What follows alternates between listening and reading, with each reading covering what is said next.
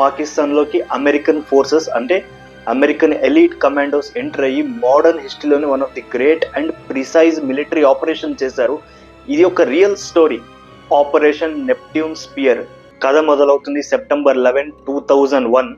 మనందరికీ తెలిసిందే, world trade సెంటర్ని హైజాకర్స్ ప్లేన్ హైజాక్ చేసి కూల్ చేశారు. అండ్ ఆ దారుణమైన సంఘటనలో ఇన్నోసెంట్ పీపుల్ దాదాపు 3,000 మంది చనిపోయారు.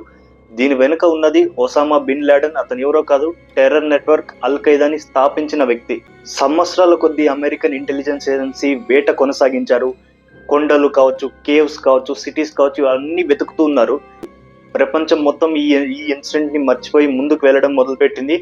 కానీ ఎక్కడో అమెరికాలో మారుమూలన ఒక రూమ్ లో CIA ఏజెంట్స్ మాత్రం వేట మాత్రం కొనసాగిస్తూనే ఉన్నారు. 2010లో CIA ఆ ఇంటిని గమనించడం మొదలు పెట్టారు.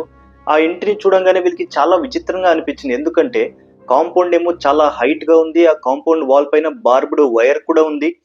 అండ్ విచిత్రం ఏంటి అంటే ఆ ఇంటికి ఎలాంటి టెలిఫోన్ కమ్యూనికేషన్ కానీ, ఎలాంటి ఇంటర్నెట్ కనెక్షన్ కానీ ఏది లేదు. ఇది చాలా సస్పీషియస్ గా అనిపించింది వీళ్ళకి. సో CIA ఏజెంట్స్ ఆ కాంపౌండ్ లో ఏదైతే ఇల్లు ఉందో దానికి దగ్గరలోనే ఇంకొక ఇల్లు రెంట్ కి తీసుకొని అక్కడి నుంచి కంటిన్యూస్ గా ఇంటిని నిఘా పెట్టడం మొదలు పెట్టారు.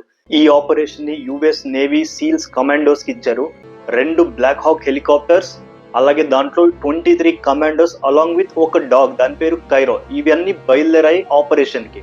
హెలికాప్టర్స్ తక్కువ హైట్ లో ఎగురుతున్నాయి, ఎందుకంటే పాకిస్తానీ రాడార్స్ కి దొరకకుండా ఉండడానికి. దాదాపు 40 మినిట్స్ జర్నీ తర్వాత వీళ్ళు అబ్బోటాబాద్ చేరుకుంటారు.